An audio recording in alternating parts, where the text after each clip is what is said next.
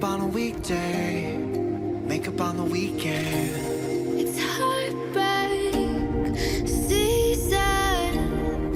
Are you even listening? We're caught in Fire, passion, crying, laughing, now we're crashing. How this happened, time keeps passing far too fast for me.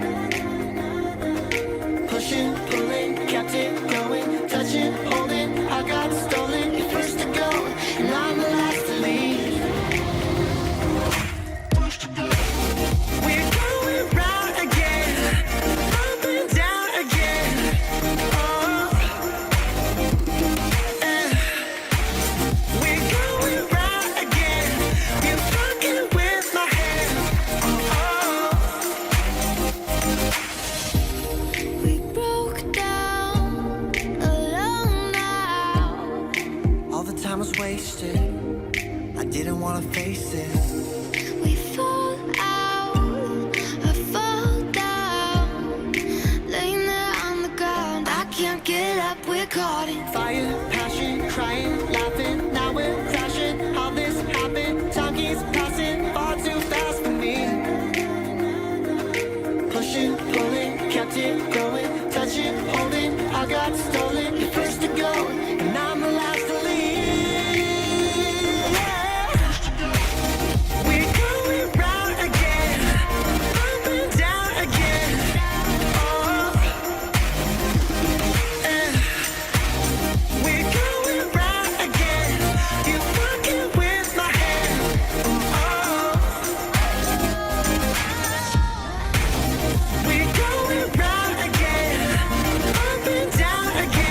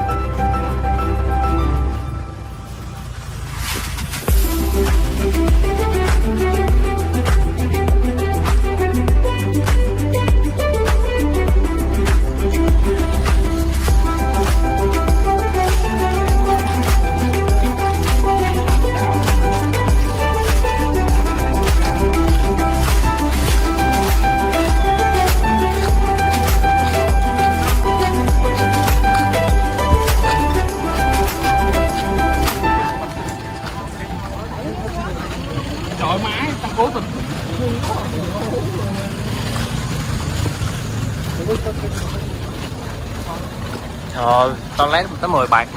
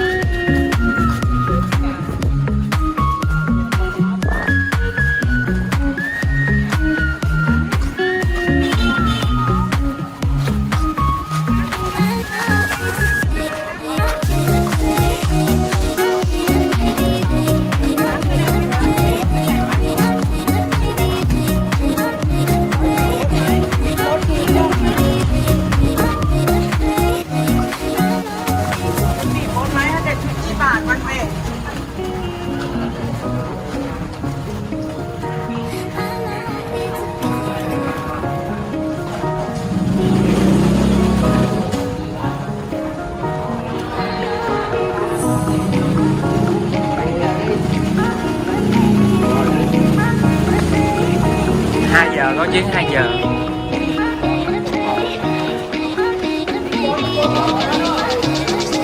Thịt 4 cô nào đấy?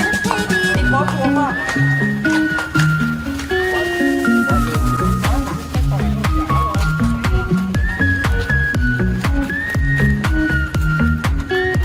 Đi bên trái nè Phát ơi. Chụp hình đó Phát ơi.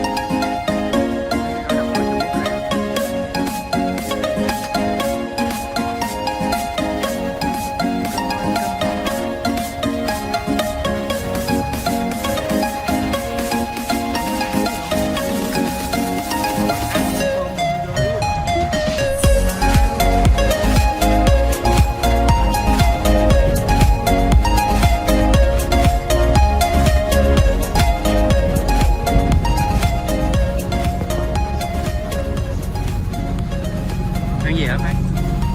Đây là cơm theo xà lách hươu nhung, món cơm đặc sản của Thái Lan. Ăn cho tao ngủ nha. Này ăn gì? Em ăn cơm chiên nghêu, cơm chiên nghêu. Ôi cơm chiên nghêu nữa, ngon vậy? Được á. Ngon.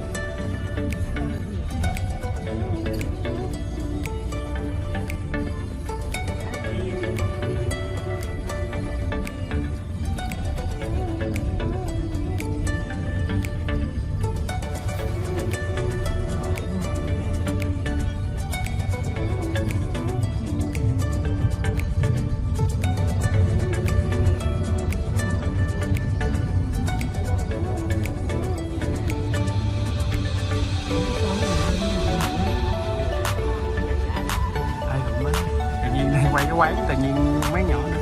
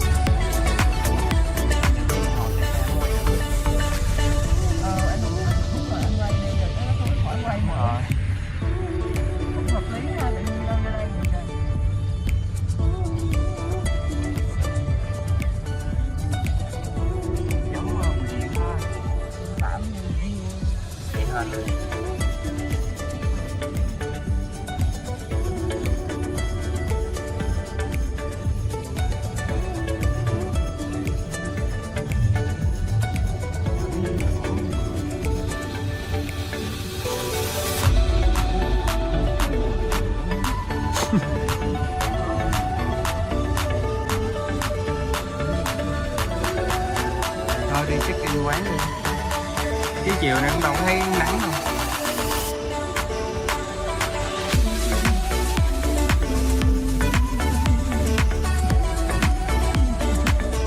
Ủa này biển gâm tinh nào.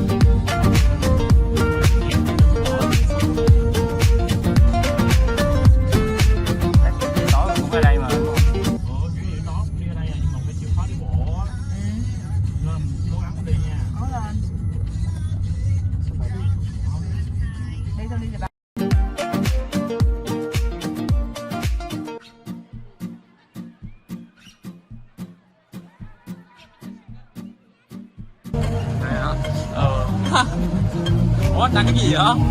Đang cái clip Má như Nhật vậy á, bên như mình nếu phải đứng Thái Lan nữa rồi.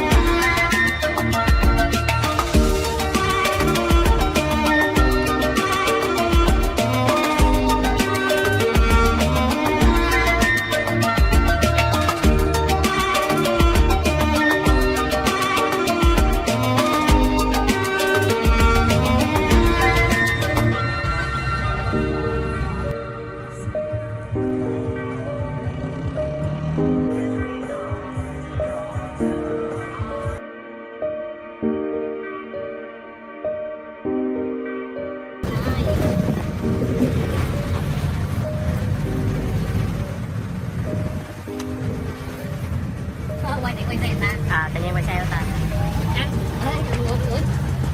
Quay giùm nha. Ơi dụ cầm đi, cầm đi, cầm đi. Má mày tay xuống cái bây giờ thấy.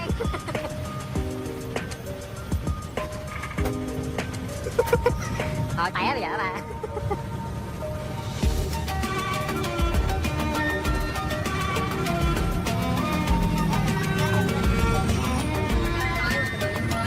Đang quay nãy giờ.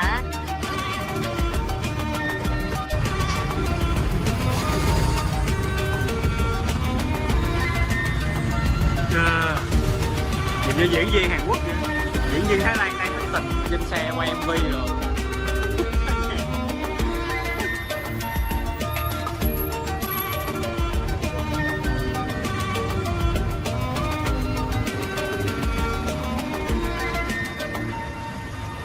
Terminal21 qua đường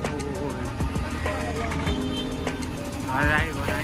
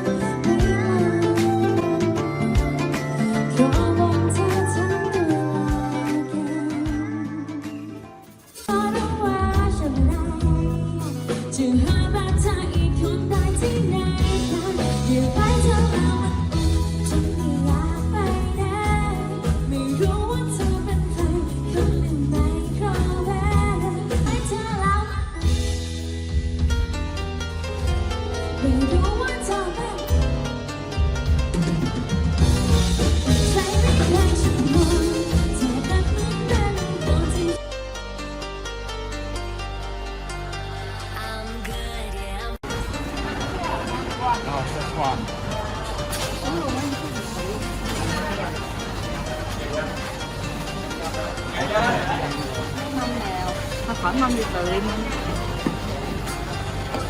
Ok, thank you. Đấy nè, xăm xăm nè. Ăn dỗ một có bắp con.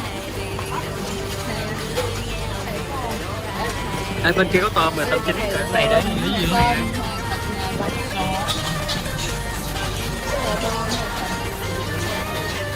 Cái đó đi, cái bên kia đi.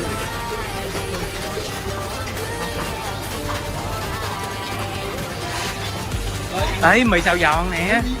Đấy, mì xào giòn nè. Kêu anh luôn. Ăn mì xào. Ăn này đi.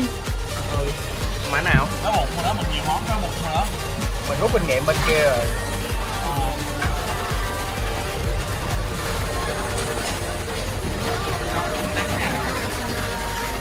Nè, nhìn món. Ê, cái này đi. Hả? Ngon vậy? Cái đó là gì vậy? Là cái này nè. Này quá hả? Này quá hả? Tao muốn ăn cái gì? Này. Hả? Cái này ở Phật đó nha. Thì đó là cái dĩa ở ngoài đó. Y vậy luôn. Ra hỏi rồi.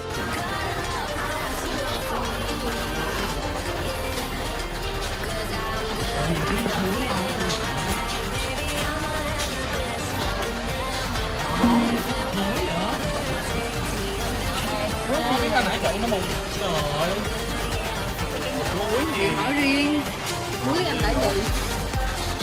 Riêng rồi. Tao mệt chứ cái thằng này. Ôi ôi. Kìa, chỉ thẳng vô cái dĩa trứng muối kìa.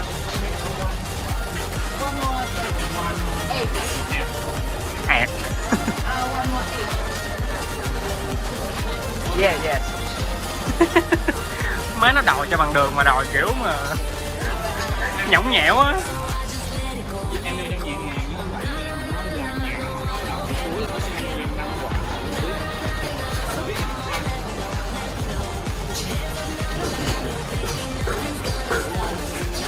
Em hiểu, bé em hiểu.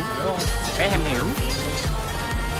Rồi, đừng quay tôi nữa, Cho em xin chữ ký anh đi anh ơi, cho em xin chụp với anh tấm hình đi, anh hay phát nè.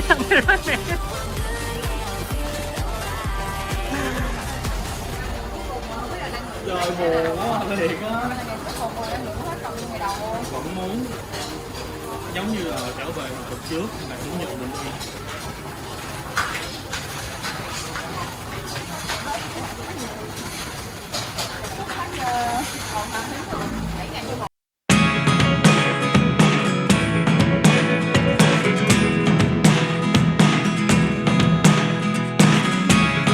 Never really know what's going on.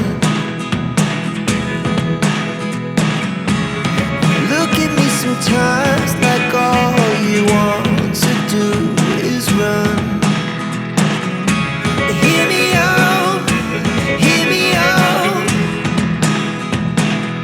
It's all the things you never show. There are the things I want to know. Secrets start in your heart so slow. But if you don't wanna tell me now, I guess I'll never know. Losing almost all my energy. It's getting hard to talk to you, and I'm the only one who speaks. It's all the things you never show. There are the things I want to know. Secrets start in. Ủa cái màu đẹp quá vậy? Chọn mới luôn.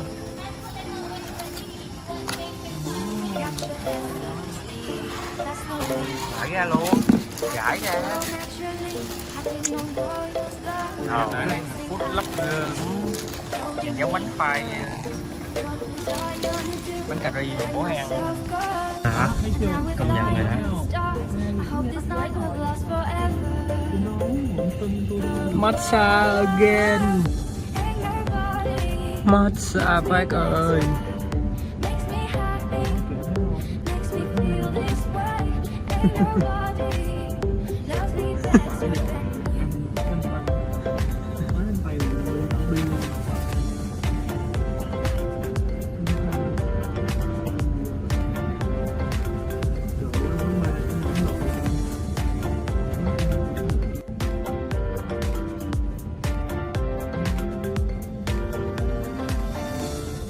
Waiting for you. It's been so long. I knew just what I would do when I heard your song. You filled my heart with a kiss. You gave me freedom. Ơi mà Hằng, mấy cái bà mà massage ở đây á, toàn tướng be be như con Hương. Không, không đứa nào mà ốm như.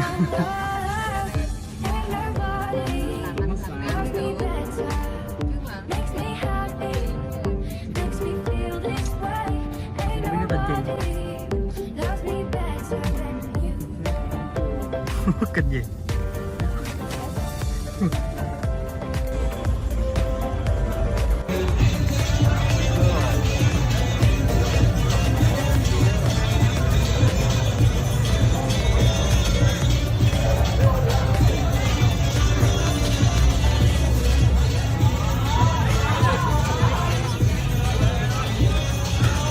Then you put your charms around me.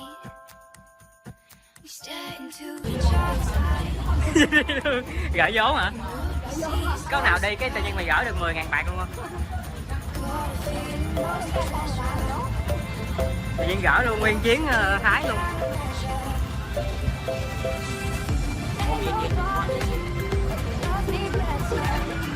Rẻ. Trời nhìn có nào cũng rẻ.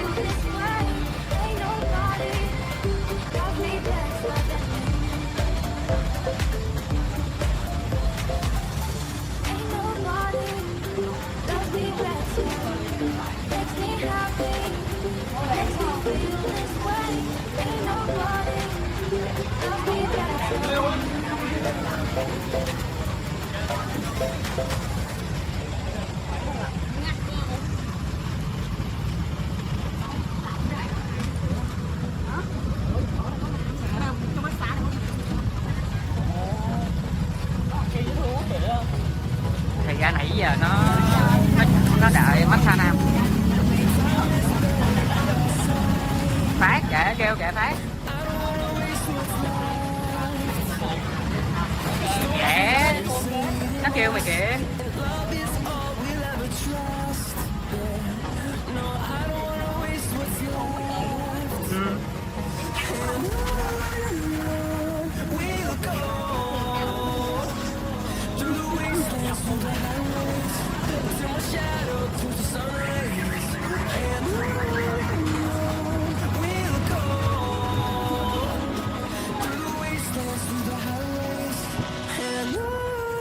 Ủa xà bông nè, mua xà bông không?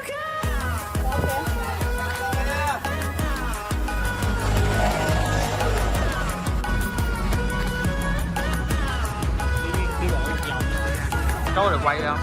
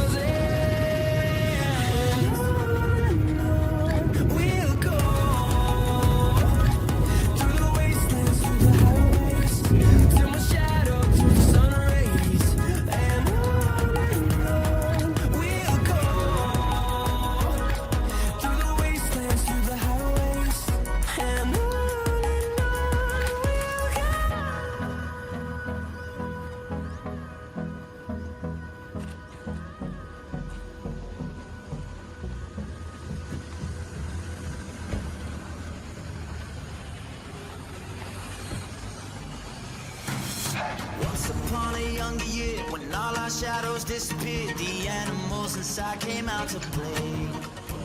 Went face to face with all our fears, learned our lessons through the tears, made memories we knew would never fade. One day my father, he told me, son, don't let it slip away. He took me in his arms, I heard him say, you get older, you wild out, we'll live for younger days. Victory is ever your friend. Đây, He said one day thật sự xứ Yêu Bột.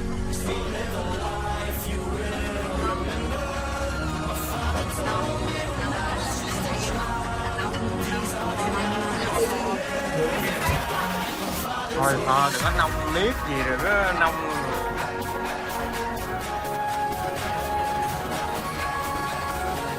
Rồi có muốn nói gì không Thái? Nói gì với khán giả kênh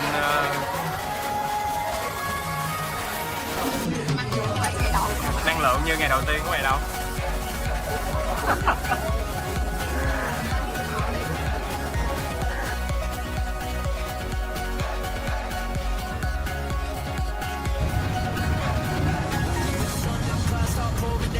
light a fire they can't put out, carve your name into those shining stars. He said go venture far beyond the shores, don't forsake this life of yours, I'll guide you home no matter where you are. One day my father, he told me, son, don't let it slip away. When I was just a kid I heard him say, you get older, you wild out, and live for younger days. Victory is ever your afraid. He said one day